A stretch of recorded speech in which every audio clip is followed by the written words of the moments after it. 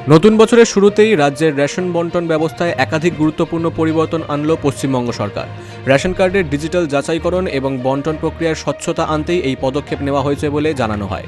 শনিবার এই বিষয়ে সংবাদ মাধ্যমের মুখোমুখি হন all India fair price shop dealers federation এর কর্মকর্তারা।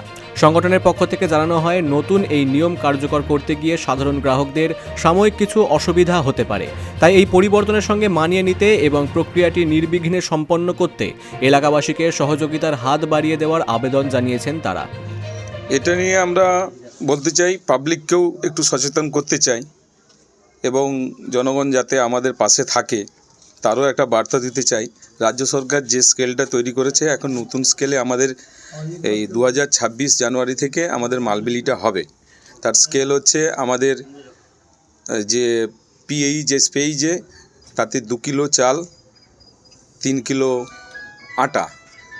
এটা আগে আমাদের যেটা ছিল 3 কিলো চাল আর 2 প্যাকেট আটা, তার পরিবর্তে এবারের থেকে নতুন স্কেল হচ্ছে 2 কিলো চাল, 3 কিলো আটা, 3 প্যাকেট আটা। তো সেই স্কেলে আমাদের মাল বিলি করতে হবে। আর অন্তর্দয়ে আমরা যেমন 21 কিলো আমরা চাল দিতাম, সেই 21 কিলোর পরিবর্তে 15 কিলো চাল হচ্ছে এবং 20 প্যাকেট আটা হচ্ছে। তাই জনগণের কাছে আমাদের আবেদন, আপনারা সহযোগিতা করুন এবং প্রশাসনের কাছেও আবেদন, আপনারা সহযোগিতা করুন। কারণ এই নতুন স্কেলে আমাদের ডিলারদের সঙ্গে পাবলিকের বেনিফিশিয়ারি যারা আছে তাদের হয়তো দূরত্ব তৈরি হতে পারে। তাই আগে থেকে আমরা সংবাদ মাধ্যমে বার্তা পাঠাচ্ছি যে আপনারা নতুন স্কেল সম্বন্ধে, গভর্নমেন্টের নতুন স্কেল সম্বন্ধে অবগত হন এবং আমাদের সহযোগিতা করুন, যাতে আমরা সুষ্ঠুভাবে আমাদের এই খাদ্য সরবরাহ সিস্টেমটাকে চালু রাখতে পারি।